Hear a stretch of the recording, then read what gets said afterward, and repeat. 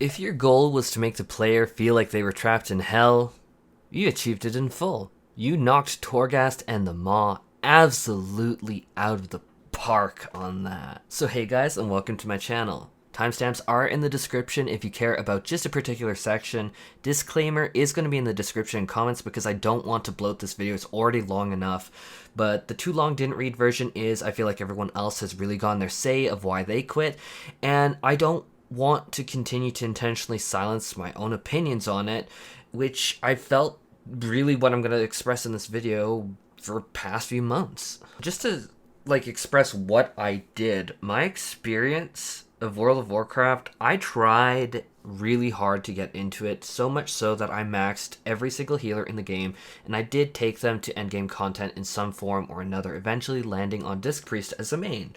I did a ton of DPS as, say, Balanced Druid. I tried Windwalker Monk, Affliction Warlock, Elemental Shaman, and most notably actually Beastmaster, especially because Final Fantasy XIV doesn't have a Beastmaster in it, and so that was extremely fun to me in spite of people telling me that I'm garbage for playing it, including literally being mocked in raids for playing it. It's just like, it sucked at the time, but it's like kind of in hindsight, it's like, I just want to play something new, dude. I can't get that in Final Fantasy XIV, and so why do you need to dump on me for that? It was just different, and so I was having fun. Why is that? I don't know. That was horrible, apparently. I went into heroic raids. I had a taste of mythic raiding. Not much, but I did have a taste of it. I did mythic plus 14s commonly, which is considered low in the community, but to me, that was very high, especially as a newer player. I bought 226 item level gear off of the auction house for the LOLs. I saw what a WoW token was, and so much more. Heck, I might do a video on that in the near future. But a notable disclaimer to all of this is that my boyfriend, Name It, who I've been friends with for literally a decade, was a healing officer, and so I literally had many opportunities afforded to me that most players would never have afforded, literally from me, the guild's healing officer. I felt funny even saying that. But I did go super hardcore into trying World of Warcraft a few months prior to the Shadowlands expansion, and then when Shadowlands hit, I really went berserk on the content. So when I say that I really did give World of Warcraft a fair shake, I don't think that is invalid or wrong for me to say. I came to it as a Final Fantasy XIV quote-unquote refugee, just wanting to try new things and get new experiences, and did my best. And so this video is specifically on why I quit World of Warcraft and why I myself don't see myself coming back. I mean, everyone else has had their chance to talk, but I want to talk about my own personal reasons. So I'm just organized it kind of into talking points. Timestamps are in the description just as a reminder if you want to skip ahead. I do want to say, prior to saying a single point, is that all of these points on their own could easily be a 30-minute video on just that point, so I hope people can forgive me for sparing some details. Which brings me to the first point, which is the community. I do want to say that there are so many good actors in the World of Warcraft community that I think people paint the entire community as a whole as being toxic, which is really unfair to these people. There are people willing and trying to help others the best that they can, and it really does show. I do need to say there are some shining stars that you should absolutely give credit to in the community. On the flip side, it can really be as bad as they say. I went into raids where I had the GM literally yelling at me and accusing me of being stupid, asking me if I can see colors and shapes, and going on a rant about how it was unacceptable for me to not immediately understand the mechanics even though they were progging it for a while. But that was literally my first time in heroic raiding, and we were in Stone Legion Generals, and it was the blade mechanic, and it was a little overwhelming seeing it the first few times. Remember, I'm also in a different game with different geometry. The controls are slightly different. I mean, anyone coming from 14 to WoW, I found that the controls were a little bit more loose. I don't really know how to describe it, but there was definitely a learning curve. It was could I acknowledge a mechanic? Yes, and it'd be in my brain, and then I try and move like I would in 14, and it just didn't really translate the same, which can't see colors and shapes is what the end result was, I guess. But moving on, there is also this perception that if you aren't the best, then you're the worst. Can a Beastmaster Hunter, which I enjoyed a lot because it was different from anything I can play in 14, but can a Beastmaster Hunter clear 14s? Plus 14s? 100%. Beyond any shadow of a doubt, it can. But Beastmaster isn't a fire mage or balance druid, and hence it is a piece of garbage that should be ejected from the party at the same speed as the 12 Taco Bell burritos name at 8 last night. And if you make a mistake in these keys, I've seen people literally flat out leave groups, even when we can very, very easily time the key. It's like in the middle of the run, everything was smoothly, but then just one thing went wrong, and then just poop, gone. And this led to a lot of constant frustration and anxiety on my part. Like, if a tank or a healer leaves a party, there's no real way to make up for it. If a DPS does, that alone is hard enough, but a tank or a healer, oh my gosh. Like, you can't make up for that, and there's not really anyone else that can come in. And the key is so-called bricked, a term that I sadly got intimately familiar with. There were more examples like petty arguments, weird infighting, literally, and I should be like quite, like literally racial slurs. I'll just say it outright. Literally in the game, racial slurs. And there was very clear rampant homophobia to the point where I never, ever, ever brought up my thing to anyone, which people will immediately be like, well, excuse me, why would you ever bring it up? That's no one's business. Why are you bringing that up? What does that have to do with a video game? Okay, calm down. And fact is, on the list of things that I'd say about myself to describe myself, gay would be like on line 20, if even that. Before it, it'd be like scientist, someone that loves research. I love neuroscience, brains, robots. I am obsessed with machine learning and data. I am a humanitarian, obsessed with pizza. I think horror movies are amazing. I really like Christmas. I am very much a family person. I care deeply about my family.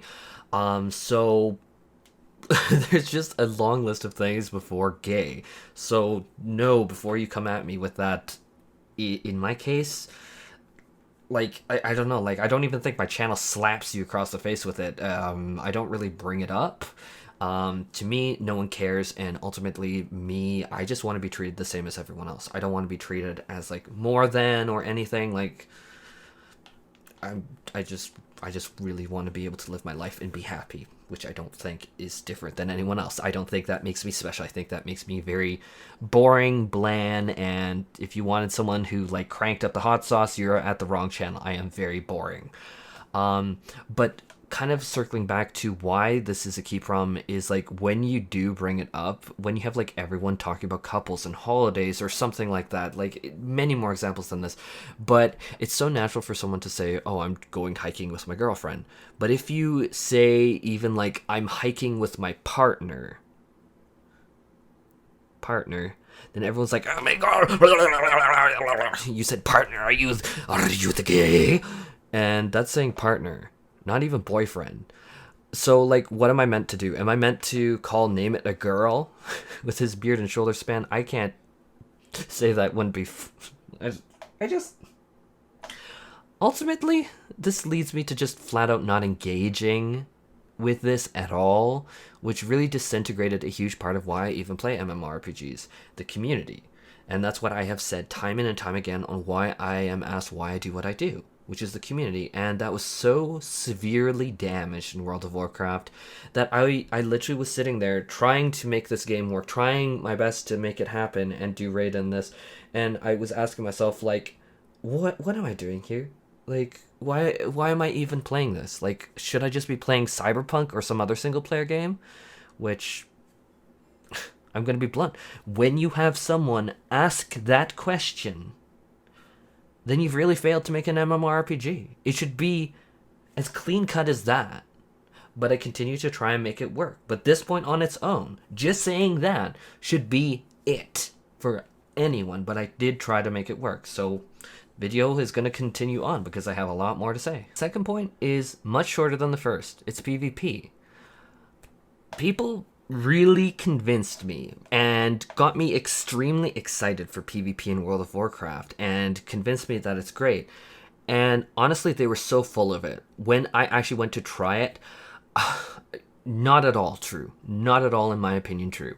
I know people will disagree with me, and that is A-okay. I actually do 100% support your ability to disagree. Like, that's what really fuels things moving forward, is diversity of what people think. I'm totally good with that.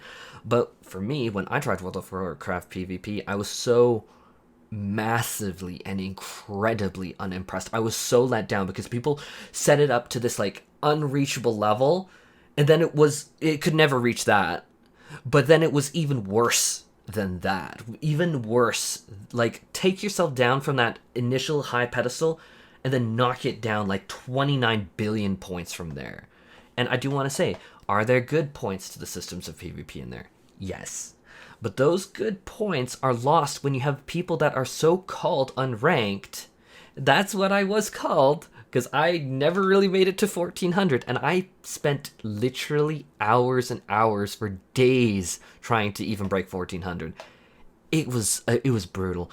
But when you are in so-called unranked, 220 plus item level players are throughout it, and it was even close to the start of the expansion. There were people with this kind of item level, and they, in quote-unquote unranked, absolutely hosed us.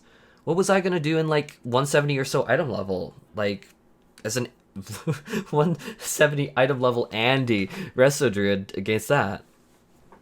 I mean, people can argue gear should be a factor, but I'm actually going to completely disagree with you. If you want challenging, engaging, skill-based PvP, why are you bringing in these other factors that aren't skill-based? This inherently makes it so that's not skill-based. So when you tell me PvP in World of Warcraft is skill-based, I'm like, no. If everyone is on the same playing field, yes, but they aren't on the same playing field. They aren't. So it's not skill-based. It's not. And I mean, people are going to dislike that, but I'm sorry. When I went into PvP, it was insane. It's just like, how can you tell me that it is skill-based when you have people taking in full, like 220 plus raid level gear into low, quote-unquote, unranked? It's not even ranked. It's not even low rank. It's literally unranked, where I'm just wanting to hit 1400 so that I can start to have some gear upgrades for PvP gear. It was so incredibly unbalanced that me and Name It, and he's good at PvP, he literally has the Arena Master title. It's just so imbalanced that I remember at points I literally would swear at the top of my lungs in frustration. And that's not even getting into class balance, like Rogue and Fire Mage. Good luck. So balance is my third point, and I said at the start I want to play Beastmaster Hunter because it was unique. I don't have anything like that in 14. Nothing at all. It was so unique. I wanted to do Beastmaster. I could train pets in the open world. I could have a stable. I could play with a bow or like a machinist weapon and basically be like a ranged DPS in 14, which is something that I enjoy so much in 14. And there were new mechanics. I really enjoyed being able to buff the pets. I know Bestial Wrath and then the Barb Shot upkeep isn't necessarily the most engaging thing, but I liked it. I really liked it. And aside from community toxicity towards it and literally being ridiculed and being called a, censoring it, poop lord for playing it, I loved it. Pets were fun and it was so flavorful and I loved it. I mean, I remember how excited I was when I got Elegon or when I got the brand new Kodo from the one Warlords of Draenor instance. What about the Alkiri, like the tentacle, like super fast pet that would apply slow on people. It was so fun and flavorful. I loved it. But on top of community perception, which dumped on it, Beastmaster had horrible balancing issues. Even their best legendary at the time that I was forced to craft that I didn't want to do. I want to buff my pet because it's like I'm playing a pet class. Let me play the pet class. Like, this is fun to me.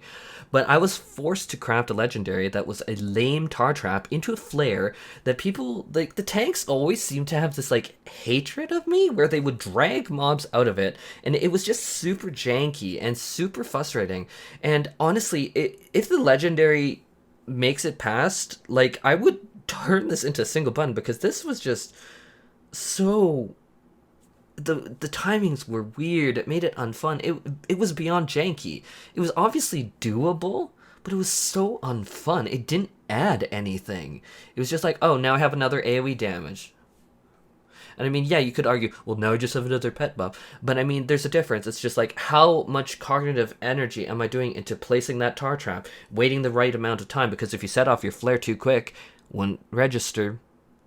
I got met with that one enough, and that made things a little tricky. Yeah, you could do mouse over macros. Like, trust me, I tried it all. But it was not fun.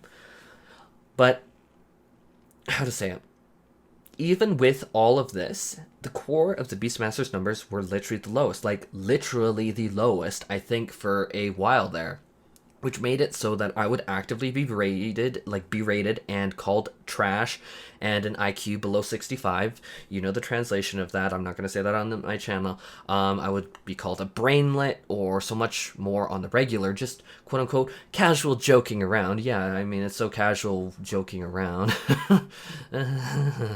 It wasn't a joke by a lot of people. Some people were like, wow, of course the Final Fantasy 14 players, like, playing Beastmaster is so shocking, right? it was garbage. But add that on top of the combination towards the meta and how Beastmaster's numbers were lower. So I was constantly being dumped on. It got to the point where it was so unfun to log on and play that I literally moved on to Balanced Druid because I wanted to make this game work. Significantly less fun for me, significantly, because Balanced Druid isn't offering me something new. I can get Balanced Druid in multiple flavors in 14. And so, really, at the end of the day, the legendary for Balanced Druid was also unfun for me. The Covenant for it was always Night Fae, which, I mean, we can get into a massive, like, multiple hour dialogue about how I don't like the different Covenant systems, how I felt forced to play Night Fae, how Night Fae wasn't what I want to go. I want to go as Maldraxxus. I thought Adaptive Swarm would be cool. I thought that, like, having the, like, necro stitching, the, like, little side event that you could make a, like, little helper that would help you in World Quest, I thought that that was one of the coolest mechanics. Baby, you're playing a Balanced Druid. You're not allowed to do that. And just, like, you weren't ever really allowed to choose and pick what you could or wanted to play. It's like you were really choosing between being optimal or suboptimal, and the numbers in many cases were just wildly different between the top and the bottom, and that's even without bringing up the Sims. It was just crazy, which brings me to my next point, which is the stupid systems. Whenever I talk about this, I feel like it's necessary for me to say this because people might misconstrue what I mean. Blizzard has some of the best developers in the entire world, and their work can and should be respected. And I do respect it, and I think very highly of them. They are undeniably talented. That is not what I'm saying. Now, for the turnaround, where I need to be super honest, there needs to be a stop to these non-stop systems on systems on systems. To me, as a third party coming in new into WoW, it was absurd at this point. Yes, you want to keep the game fresh. I get what you were going for. And yes, adding abilities ad infinitum is not scalable, and it's not possible because it just gets so unmanageable. Like, how many abilities? Are you going to add like 2 each X-Pack? Even that scales crazy. Are you going to add 5 X-Pack? What are you going to remove? And it gets stupid after a game being out for 15 years, the idea of like, okay, every year we're going to add like 5 abilities. Like, no, that's not feasible. But this current approach, to me, is not good. Legion artifact weapons, for instance, I checked them out, and that was such an intensely cool system. Like, it's like taking Final Fantasy XIV's relic weapons, which if you check out this channel, you know I am a so-called relic hunter, and I've been completing all of the relic weapons for like myself because I've always done it, but also like content now. But it's like Final Fantasy XIV's relic grind, but on steroids that can change how your class plays. It was so cool to me when I was reading up on this system. And then I looked at the Covenant system after that, and I honestly felt let down. I felt like I wanted to play years ago in Legion. I felt like I didn't want to play right now. I felt like I wanted to just turn the clock back on just WoW and be like, okay, now I'm playing in Legion. Yay, this is so exciting. I'm just gonna be honest, most of these aren't even a choice. Like, take a Necrolord Hunter, where you could use their Covenant ability for some weird subpar AoE and a honestly pretty useless shield. Yeah, you can argue there's fringe uses, but in general, useless. Or you could go Night Fae and be able to gain a tremendously useful mobility ability, which as a Beastmaster Hunter, oh my god, I loved it. It was so big. And again, that's why I said the shield's not useful. In comparison to this mobility, not even in the same world. And you could also use that mobility ability in combat, which was super good. And then you get another ability, which is a tremendously earth-shatteringly powerful AoE. But again, that cycles back to balance. And that is something that, in this case with the systems and the balance, you can't really separate those points. Which gets me into another point, which is the illusion of choice. People tell me Final Fantasy XIV doesn't give you choices. Nor does World of Warcraft. Being played properly, it doesn't give you choices. There are sets of talents that you take for particular content. There are sets of covenant abilities for you to take for a particular set of content. There are sets of conduits that you take for sets of particular content.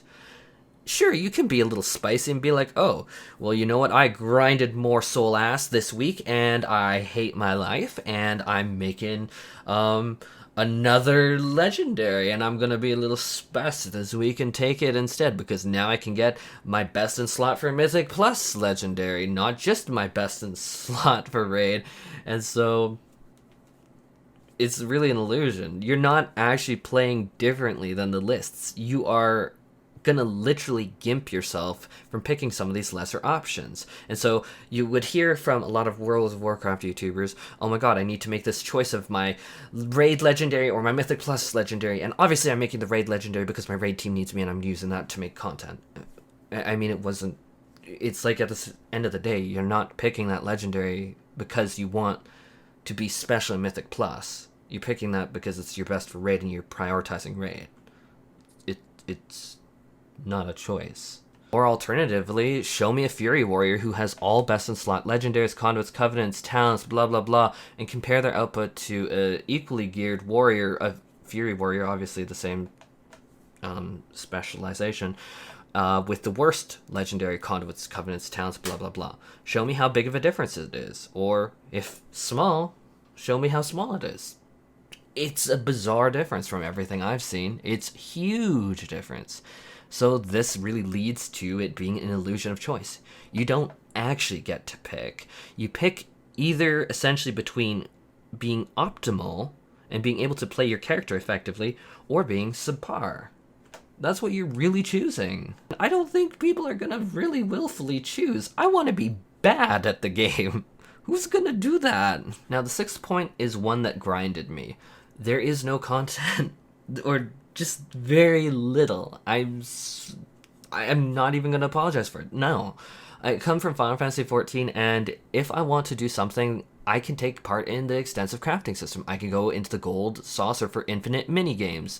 Well, not literally infinite, but we have like Lords of Familiar. We have just so many different things. We have Triple Triad, and I'm digressing, but I can also go off and do something like hunts. I can do housing, or a massively longer list of things to do. But whenever I say that, people are like, oh, do you mean it? Relic grinds, alliance raids, farm extreme trials, mounts, and just literally so much more. I'm not even bluffing here. And all of the old content in 14 is also kept relevant through things like level sync and glamour options, such as I do recommend Heaven's Ward relics for many players. That is a whole set of content from years ago that is still extremely relevant content. You can also go down to do Lakshmi or Tsukiyomi Extreme for glam farms or roulettes, or World of Darkness, and these are just roulettes that are taking you into these different forms of content, really expanding all of the content that you can do. Like, each expansion is additive. So when I went to try Shadowlands, I was met by an honestly horrendous big wall of what am I meant to do here. There was, in my experience, almost nothing meaningful to do solo progression. Sure, I can do world quests for the stingiest amount of currency I've ever dealt with in a game. I mean, it's bad when you have me thinking if that statement that I just said is right, and thinking like, how bad was Silk Road? In 2021, I shouldn't be comparing your currency to Silk Road. I shouldn't be doing that. Respectfully, the amount of Stygia or whatever it was and anima that I would use the reservoir anima to upgrade Covenant Sanctums, to be frank, should be absolutely embarrassing in 2021. Like, let's get into some of the details about world quests. So, world quests, let's say that I'd need to walk, because I'd need to walk from that flight path. But wait, we're getting ahead of ourselves. We need to go and get to that flight path that needs to go all the way through Orvos for God only knows what reason other than to literally piss away our time needlessly, and then it finally decides to fly down to the other one. And in fact, add the entire slow flight system to another thing that I really didn't like about World of Warcraft. Compared to teleporting wherever, whenever, instantly in Final Fantasy XIV, what a brutal, agonizing slog this system was going into. And people are going to disagree with me, and that's totally good. I totally respect your opinion, 100%. It doesn't make your world seem bigger with these flight paths. You're literally pissing away my time, and it's annoying. I want to get to a particular location to achieve a particular goal. Why am I still sitting in the same flight path after I literally get up, take a dump, and come back to my computer? Why am I still in that flight path? It's ridiculous. And this is a huge reason of why I even chose Valpyra on the Horde. More on that in a bit. But it's just because I just can't deal with the time wasting. My time is so precious to me. It's just so frustrating. And so I could go up, set up a tent, go somewhere else, and instantly return at a whim on Valpyra. This isn't a standard. And why isn't this a standard? So, cycling back to world quests, once you get to the location, then you do the world quest, which is not bad content in and of itself. I should say, I did actually enjoy the world quest minigames, especially like the first dozen times that I did each. I'm not even joking here, that might sound sarcastic, but like the first dozen times, I was actually pretty into it. I thought it was cool, it was different, it broke up the pace. I liked it. But then you're awarded with 40 anima. And some of these upgrades for the Covenant Sanctum needed 15,000 reservoir anima to upgrade. Like,